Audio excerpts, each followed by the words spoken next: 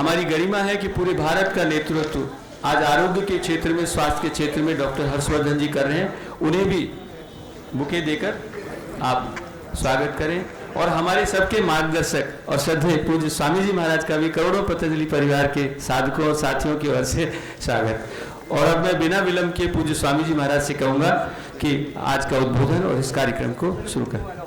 जी जी जी आगे चढ़ जाओ। साइंटिफिक जो प्रोटोकॉल्स हैं उसको फॉलो करते हुए औषधि बनाई और ये टोटल जो उसके रिसर्च पेपर्स हैं जो पूरे इंटरनेशनल जर्नल्स में पब्लिश हो चुके हैं, 9 रिसर्च पेपर्स और 15 जो उसमें पाइपलाइन में है। तो मैं चाहता हूं कि दोनों का ये एक साथ ही ले लें तो अच्छा है, तो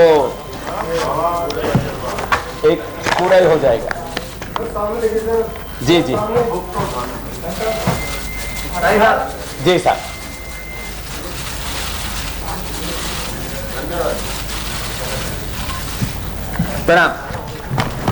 कुछ लोग दवाइयां बनाते हैं व्यापार के लिए।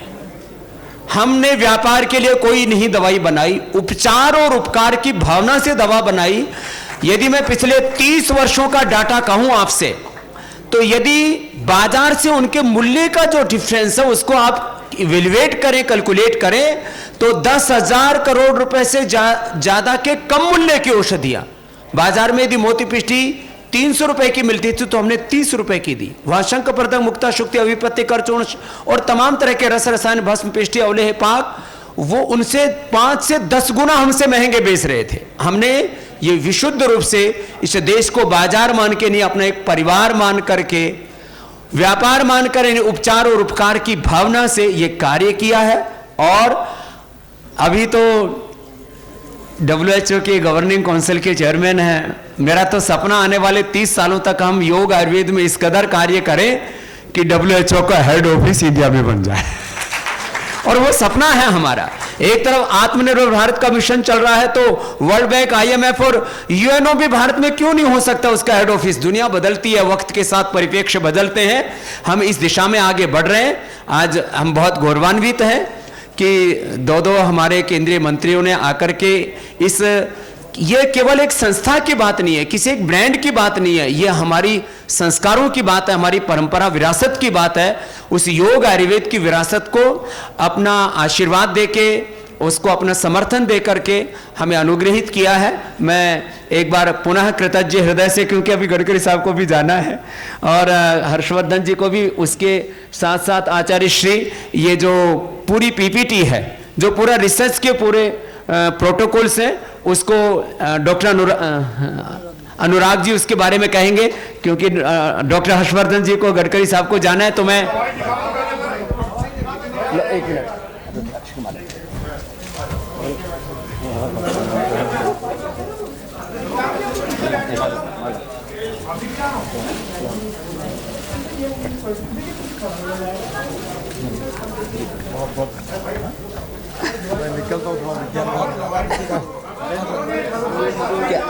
क्या दवाई चाहिए?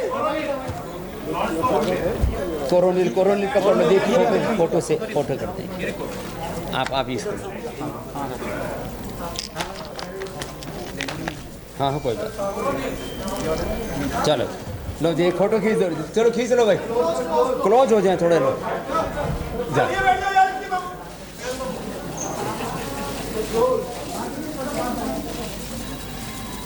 जा, हो गया भाई, बहुत अच्छा।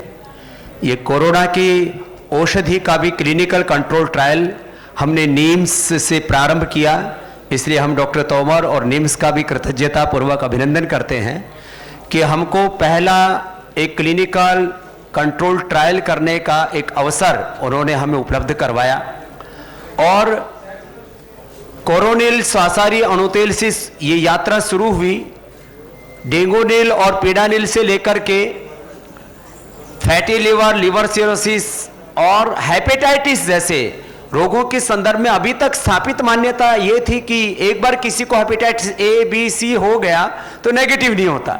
उसको भी हमने लिवोग्रिट और लिवामृत से नेगेटिव करके डॉक्टर सरीन ने, मैं 2-3 बार गया हूँ, हमारे लिवर के बहुत बड़े एशिया के माने हुए डॉक्टर हैं, बोले स्वामी जी ये हमने अपनी लाइफ में नहीं देखा था कि ये नेगेटिव भी हो जाते हैं। और मैंने सामान्य लोगों से लेकर के आर्मी में ब्रिगेडियर और जनरल से लेकर के डॉक्टर से लेकर, सबसे पहला हमने हेपेटाइटिस का पेशेंट डॉक्टर साहब डॉक्टर भारती रामकृष्ण मिशन का ही ठीक किया था आज से 25 साल पहले। लेकिन उस समय हमारे पास में सैकड़ों करोड़ रुपए खर्च करके कोई रिसर्च सेंटर बना दें, 300 से ज्यादा साइंटिस्ट रखें, करोड़ों रुपए उनको हम सैलरी भी दे सकें, फैसिलिटी प्रोवाइड करा सकें,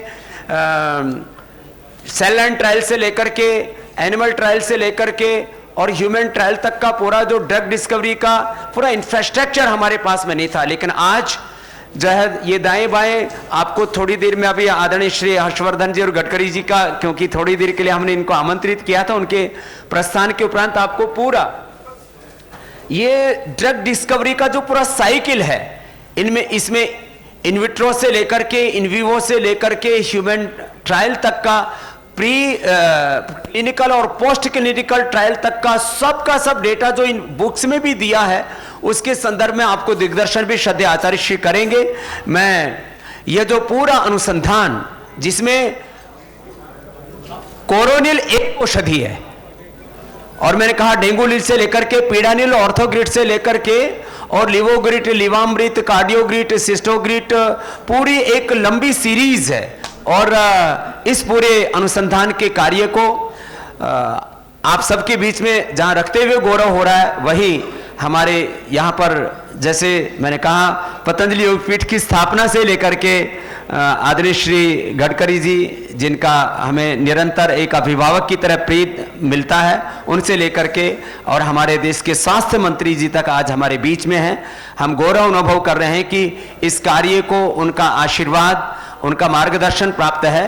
तो मैं जो WHO की गवर्निंग कमेटी के चेयरमैन हैं, हमारे भारत के स्वास्थ्य मंत्री से लेकर के एक दृष्टि संपन्न, एक शील संपन्न मंत्री हैं, ऐसे डॉक्टर हर्षवर्धन जी को बहुत ही हर्ष आनंद के साथ आमंत्रित करता हूं, वो भी अपने आशीषों से हमें अनुग्रहित करें।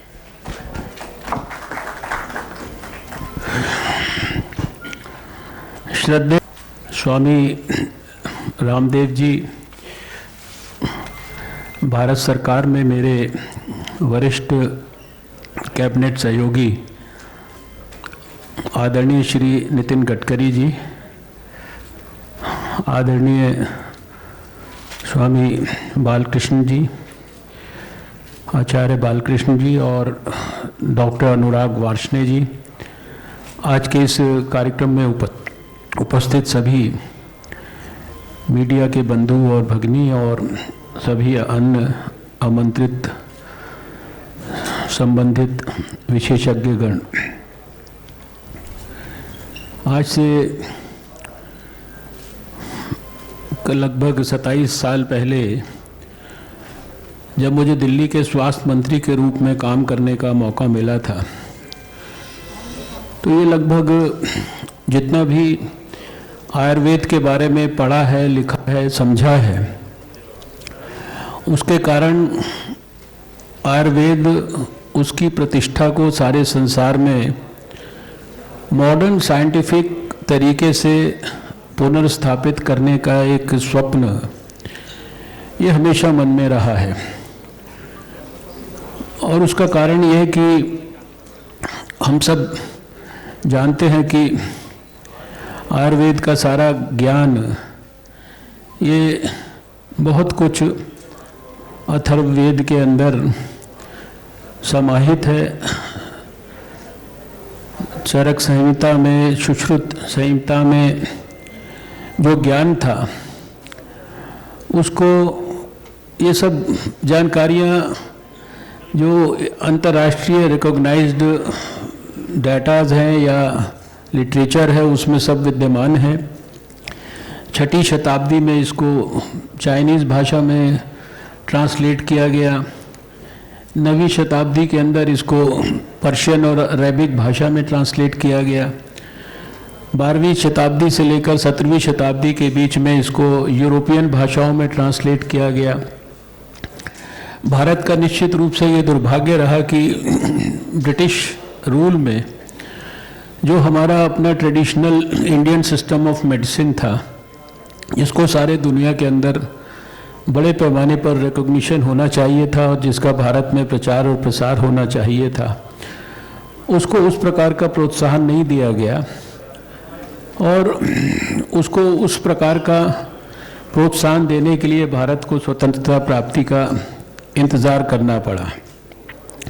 और ये सब बातों का क्योंकि बहुत गहराई से अध्ययन किया था, इसलिए मैंने दिल्ली में स्वास्थ्य मंत्री के रूप में एक सेंटर एस्टैब्लिश किया था। उसका नाम था Delhi research centre for modernised promotion of Ayurveda, और इसको हेड करते थे all India institute of medical sciences new Delhi के फार्माकोलॉजी डिपार्टमेंट के हेड प्रोफेसर JN शर्मा।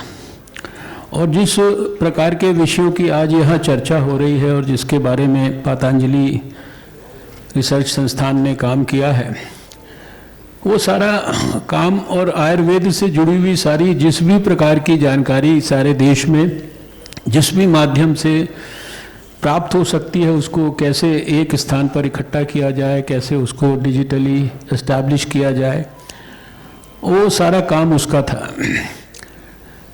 दुर्भाग्य से 1998 में हमारी दिल्ली में सरकार चली गई और जो सब्सिक्वेंट सरकारें थी उन्होंने इस विषय की गहराई, इस विषय की गंभीरता, इस विषय की सात्विकता को समझने का प्रयास नहीं किया। और थोड़े ही समय के बाद प्रोफेसर JN शर्मा के देहांत के बाद वो सेंटर जिस भाव से बना था, वो सेंटर जो है उसका लक्ष्य ही परिवर्तित कर दिया गया। 1999 में मुझे विश्व स्वास्थ्य संगठन ने अपने ऑर्गेनाइजेशन में साउथ ईस्ट एशिया के देशों के लिए काम करने के लिए जब निमंत्रित किया, तो मैं सिर्फ कुछ तथ्य आपके सामने ज़रूर रखना चाहता हूँ। सन 2000 में 1, 2 और 3 नवंबर को विश्व स्वास्थ्य संगठन के सबसे प्रतिष्ठित सेंटर जो कोबे जापान में है, उस स्थान पर एक 3 दिन की मीटिंग हुई जिसका सब्जेक्ट था health and welfare systems development for the 21st century. और इस मीटिंग में दुनिया से 125 लोगों को बुलाया गया था, भारत से भी 2 लोगों को बुलाया गया था। उन्होंने कैसे सिलेक्शन किया था वो उनका अपना क्राइटेरिया था, लेकिन जिसके बारे में भी उनको लगता था कि उसने शायद स्वास्थ्य के क्षेत्र में कुछ किया है, तो उसको उन्होंने ऐसे करके चूज़ किया था। और उस 3 दिन की मीटिंग में बहुत सारे डिस्कशंस हुए और इससे भी ज़्यादा मोटी एक किताब वहाँ पर रिलीज़ की गई थी और वो कोबे रिकमेंडेशंस के नाम से जानी जाती है। और उसमें 21वीं शताब्दी के अंदर भारत या दुनिया के अंदर जो health and welfare systems development है, इसके संदर्भ में जो बातें की गई, उसमें से 2 महत्वपूर्ण बातों का आज के परिप्रेक्ष्य में यहाँ उल्लेख करना चाहता हूँ। एक का तो सीधे सीधे, अब तो मैं कहूँगा दोनों का ही सीधे सीधे बाबा रामदेव जी से संदर्भ में रेलेवेंस है। उस समय 2000 में उस मीटिंग के रिकमेंडेशंस में कहा गया कि अगर आने वाले 21वीं शताब्दी में भारत को या दुनिया को हेल्थ फॉर ऑल इस गोल को अचीव करना है, तो भारत के एक तो पतंजलि योग के माध्यम से दुनिया में सबसे ज़्यादा स्वास्थ्यवर्धक ऊर्जा ये प्रतिपादित होगी, ये उसकी एक रिकमेंडेशंस थी। और दूसरी उसकी रिकमेंडेशन ये थी, मतलब बहुत सारी रिकमेंडेशंस, लेकिन जो रेलेवेंट थी कि भारत के या भारत समान देशों की जो ट्रेडिशनल सिस्टम्स ऑफ मेडिसिन हैं, जिनका फोकस प्रिवेंटिव हेल्थ पर, प्रमोटिव हेल्थ पर, पॉजिटिव हेल्थ पर है, इनको 21वीं शताब्दी में सारी दुनिया में बहुत महत्वपूर्ण रोल प्ले करना पड़ेगा। ये उस रिकमेंडेशंस का अंग था। ये जो कोबे की रिसर्च सेंटर है WHO का, आपकी जानकारी के लिए, ये वो स्थान है जो WHO के लिए भी जो है पॉलिसीज़ को बनाने में ब्रेनस्टॉर्मिंग करता है और वो पॉलिसीज़ को WHO आगे अपने मेंबर स्टेट्स को देता है। आज जो आयुर्वेद है, इसके संदर्भ में विश्व स्वास्थ्य संगठन में भी सब प्रकार की मान्यता है, इसको सब प्रकार का रिकॉग्निशन है। और अगर मैं दुनिया के देशों की गिनती करना शुरू करूं तो प्रमुख देश जो मुझे कम से कम ध्यान में आते हैं, Australia, New Zealand, Colombia, Cuba, Mauritius, इसी तरीके से हमारे पड़ोस में जो देश हैं, बांग्लादेश है, नेपाल है, श्रीलंका है, चाइना है, ऐसे बहुत सारे जो दुनिया के अंदर देश, हंगरी है, इन्होंने तो जो आयुर्वेद है, भारत का ये ट्रेडिशनल सिस्टम है, इसको अपने रेगुलर सिस्टम ऑफ मेडिसिन के रूप में इसको स्थापित किया है, इसको उन्होंने रिकॉग्निशन दिया है। आज भारत का कोई भी आयुर्वेदिक डिग्री लिया हुआ डॉक्टर वो न्यूजीलैंड में जाके थोड़ा सा इम्तहान देने के बाद वहाँ पर वो आयुर्वेद की प्रैक्टिस कर सकता है। यानी ये अंतर्राष्ट्रीय स्तर पर इस आयुर्वेद का आज रिकॉग्निशन है। और अभी आप जानते हैं कि थोड़े ही समय पहले विश्व स्वास्थ्य संगठन के डायरेक्टर जनरल डॉक्टर टेड्रोस ने भारत के प्रधानमंत्री को व्यक्तिगत फ़ोन किया और फ़ोन करके उन्होंने कहा कि हम सारे दुनिया का आयुर्वेद का जो सबसे बड़ा एक सेंटर, जो कि हर तरह से कॉम्प्रिहेंसिव नॉलेज का बेस हो, रिसर्च का बेस हो, या जहाँ से आयुर्वेद से जुड़ी हुई सारी जो भी जानकारियाँ हैं वो सारे दुनिया को प्रतिपादित हो सके, वो हम भारत के अंदर स्थापित करना चाहते हैं। और आज विश्व स्वास्थ्य संगठन में इस स्तर पर काम प्रारंभ हुआ है कि दुनिया का ग्लोबल सेंटर आयुर्वेद के लिए वो भारत के अंदर स्थापित हो। एक और बात का उल्लेख मैं यहाँ करना चाहता हूँ कि 10 साल से ज़्यादा समय तक इस दिल्ली में जो हमारा रीजनल ऑफिस है विश्व स्वास्थ्य संगठन का, साउथ ईस्ट एशिया रीजन का, इसके डायरेक्टर, रीजनल डायरेक्टर है डॉक्टर ऊटॉन। और ये डॉक्टर ऊटॉन इंडोनेशियन थे, अभी तो दुर्भाग्य से उनका डेथ हो गया। ये मैं आपको 90s के समय की बात बता रहा हूँ, जब मैं दिल्ली में स्वास्थ्य मंत्री था। और वो स्वयं मॉडर्न मेडिसिन के डॉक्टर थे, लेकिन अपने रिटायरमेंट से, जब उन्होंने विश्व स्वास्थ्य संगठन से रिटायरमेंट लिया, उसके पहले उन्होंने 1 साल लगाकर एक इतनी मोटी किताब लिखी, role of Ayurveda for the modern world. यानी उसका एग्जैक्टली मुझे जो एग्जैक्ट नाम था, लेकिन उसका क्रक्स, उसका मतलब ये था, role of Ayurveda for the modern world. और उसमें उन्होंने आयुर्वेदा से जुड़े हुए सारी जानकारियों से लेकर अपने अनुभव, working with the WHO, working with the health care systems, working with the health care delivery system of the whole world, उसके संदर्भ में उन्होंने जानकारी दी। तो आज आयुर्वेद जो है वो उसके ऊपर कोई बायस होकर प्रेजुडिस के साथ तो प्रश्न चिन्ह लगा सकता है, लेकिन आयुर्वेद की बारे में जानकारी वेदों से लेकर और आज तक सब स्थानों पर उपलब्ध है। उसके बारे में बहुत सारी चीज़ें जिनको मैंने शेयर किया, ये विकिपीडिया के ऊपर भी हैं। और जो 1906 में एक हिंदू सुपीरियॉरिटी नाम की किताब लिखी हरबिलास शारदा जी ने, उसमें भी जो मेडिसिन का चैप्टर है उसमें बहुत सारी जानकारियां हैं। और वो सारी जानकारियां वो हैं जो आयुर्वेद के बारे में या भारत की मेडिसिन के बारे में विदेशियों ने कहा है, हमने नहीं कहा। विदेशियों ने जो भारत के आयुर्वेद के बारे में कहा है दुनिया के अंदर, वो सारी चीज़ें वहाँ पर कंपाइल्ड हैं। इसलिए यहाँ जितने भी लोग उपस्थित हैं और ख़ासकर जो मीडिया के हमारे दोस्त हैं, उनको मैं ये कहना चाहता हूँ कि इसके संदर्भ में आयुर्वेद की जो उपयोगिता है, आयुर्वेद की जो प्रामाणिकता है, आयुर्वेद जो है जो भविष्य में जिस प्रकार से जो हेल्प कर सकता है हेल्थ केयर डिलीवरी सिस्टम को, लोगों को निरोगी बनाने में, उसके बारे में कोई शक शुबा हमें नहीं होना चाहिए। मुझे इस बात की खुशी है कि 2014 में जब मुझे थोड़े समय के लिए स्वास्थ्य मंत्री बनने का मौका मिला था, तो उस समय 2 महत्वपूर्ण काम, एक जो पतंजलि का जो रिसर्च संस्थान है, इसका फाउंडेशन स्टोन मुझे हरिद्वार में जाकर रखने का मौका मिला, जिस संस्थान को बाद में प्रधानमंत्री मोदी जी ने डेडिकेट किया देश को। और जैसा अभी बाबा जी ने कहा कि उस समय उन्होंने ये विचार व्यक्त किए कि उनका भी ये सपना है कि मॉडर्न साइंटिफिक तरीके से आयुर्वेद जो है वो दुनिया के सामने प्रस्तुत करने का जो काम है वो इस प्रकार के संस्थान को करना चाहिए।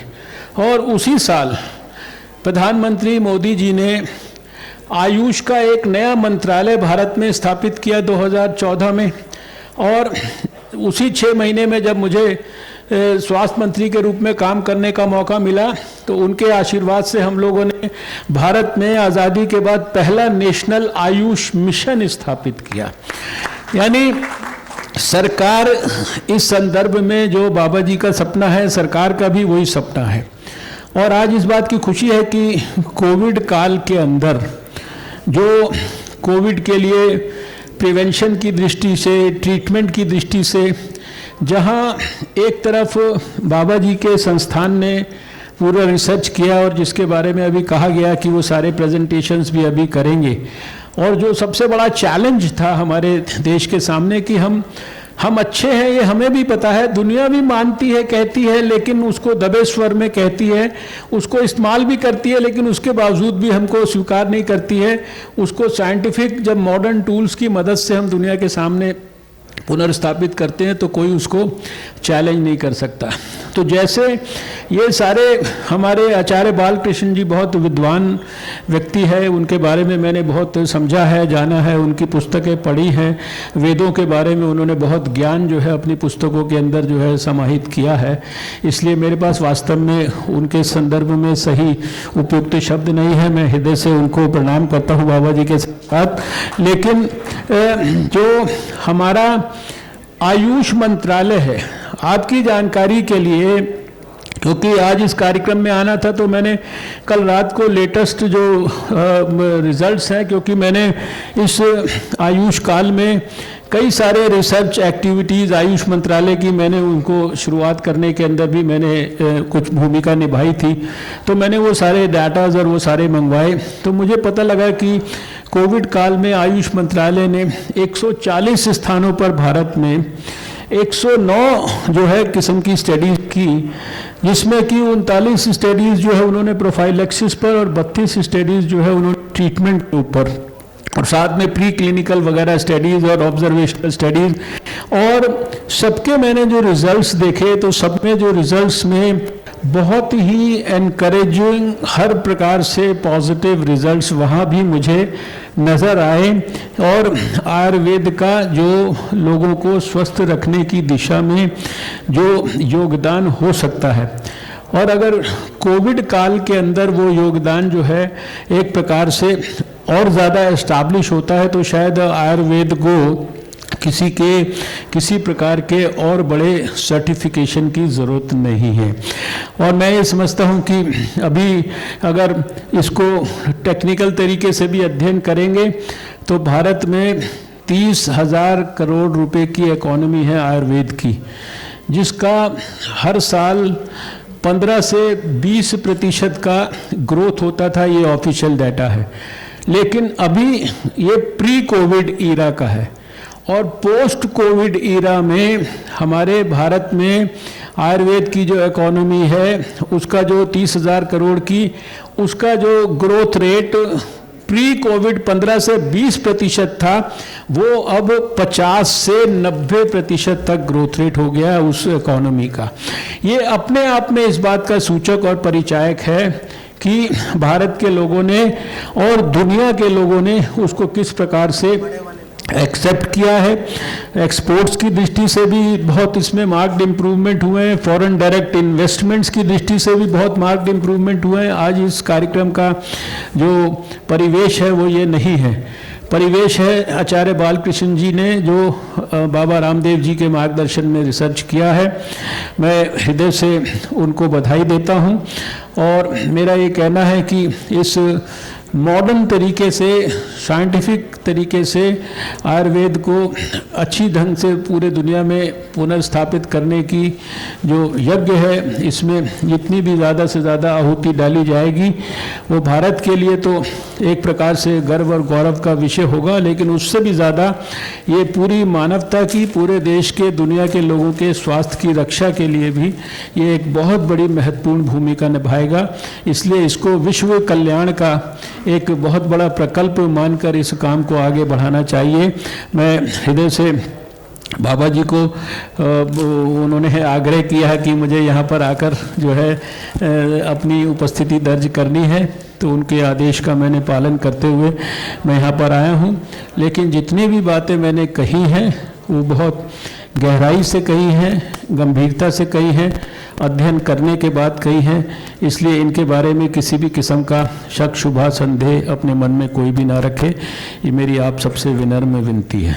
धन्यवाद। मैं अभी अंत में 2-3 वाक्य कहना चाहूँगा। मैंने बहुत से भारत के स्वास्थ्य मंत्रियों के साथ संवाद किया, उनके साथ बैठा हूँ। आज भारत के स्वास्थ्य मंत्री के साथ बैठ के मुझे ऐसा लग रहा है कि वो एलोपैथी के मंत्री नहीं नहीं तो ज़्यादातर ऐसा होता था, स्वास्थ्य मंत्री एलोपैथी के बारे में ही बात करता था। हमारे एलोपैथी से भी सिंपैथी है, वो भी लाइफ सेविंग ड्रग के तौर पर, और बहुत से आयाम हैं चिकित्सा के। कोई कंपटीशन नहीं है किसी का, कोई प्रतिस्पर्धा नहीं है। लेकिन मैं मॉडर्न मेडिसिन का डॉक्टर हूँ। मॉडर्न मेडिसिन के प्रति संपूर्ण कमिटमेंट है। सारे ज़िंदगी मैंने मॉडर्न मेडिसिन की प्रैक्टिस की है एज एन ENT सर्जन, और मेरा ये परम विश्वास है कि सारे सिस्टम्स ऑफ मेडिसिन को मिलकर, पूरे एक दूसरे के कॉम्प्लीमेंट्री बनकर और होलिस्टिक अप्रोच के साथ मिलकर जो है मानवता की सेवा और कल्याण करना चाहिए। इसलिए किसी को, कोई मॉडर्न मेडिसिन के डॉक्टर को भी कोई गलतफहमी नहीं होना चाहिए कि मैं मॉडर्न मेडिसिन छोड़कर कोई आयुर्वेद की प्रैक्टिस शुरू करने वाला हूं। लेकिन आयुर्वेद को अध्ययन करने के बाद मैं इस बात पर निश्चित रूप से जो है इस निष्कर्ष पर पहुंचा हूं कि इनकी सबकी जो है हमारे देश और दुनिया के लिए बहुत बड़ी उपयोगिता है, और अगर सब मिलकर काम कर लें तो इससे ज़्यादा मतलब सोने में सुहागा कुछ नहीं हो सकता। और वो इसलिए ज़रूरी है कि जहाँ समाज में हार्मनी ज़रूरी है, वहाँ यहाँ पैथियों में भी हार्मनी ज़रूरी है। तो आज डॉक्टर हर्षवर्धन जी ने हमको इस बात के लिए हर्षान्वित किया है कि अपने पर गर्व होना चाहिए, अपनी निजता से नफरत क्यों। और कोरोना के प्रिवेंशन के लिए, कोरोना के ट्रीटमेंट के लिए, कोरोना के जो आफ्टर इफेक्ट्स है, लॉन्ग कोरोना है, उससे डील करने के लिए योग, आयुर्वेद से लेकर के सासारी कोरोनिल से लेकर के अणुतेल से लेकर के जो हमारी पद्धतियां हैं, उसको हम निरंतरता के साथ आगे बढ़ाएं। तो मुझे लगता है थोड़े ही दिनों के बाद में ये सारे कोरोना धोना, इसके भी बादल पूरे छट जाएंगे और एक नए हम स्वस्थ विश्व में प्रवेश कर पाएंगे। कुछ लोग दवाइयां बनाते हैं व्यापार के लिए। हमने व्यापार के लिए कोई नहीं दवाई बनाई, उपचार और उपकार की भावना से दवा बनाई।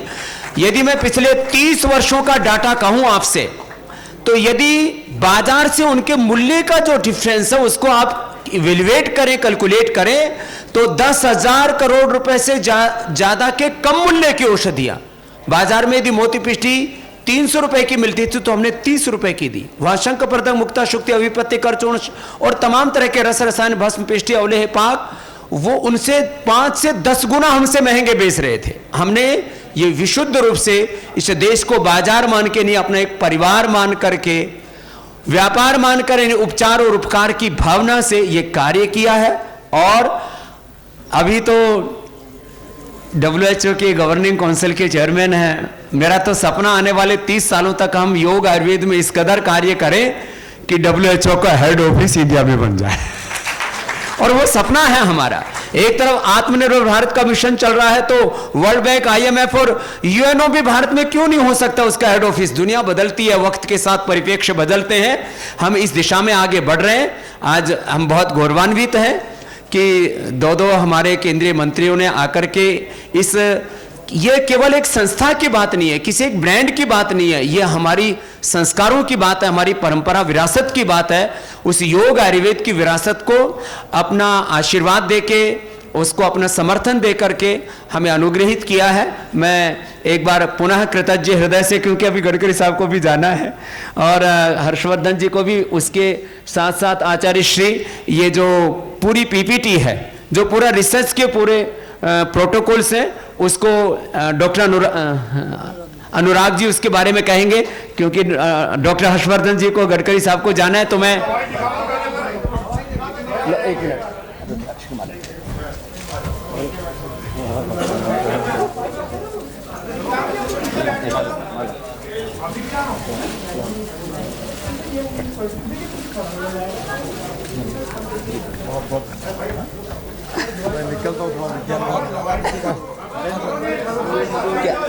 क्या दवाई चाहिए?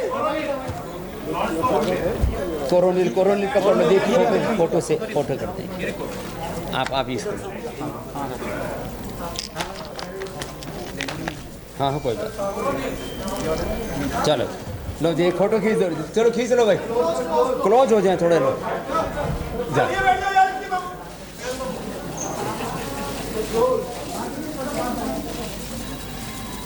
जा, हो गया भाई, बहुत अच्छा।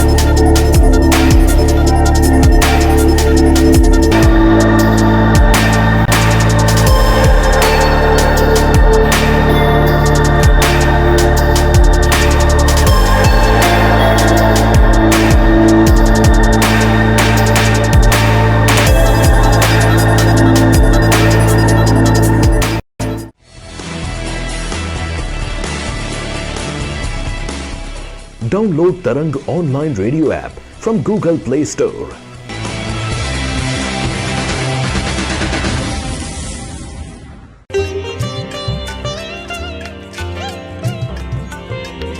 You are listening to Tarang Devotional Online Radio.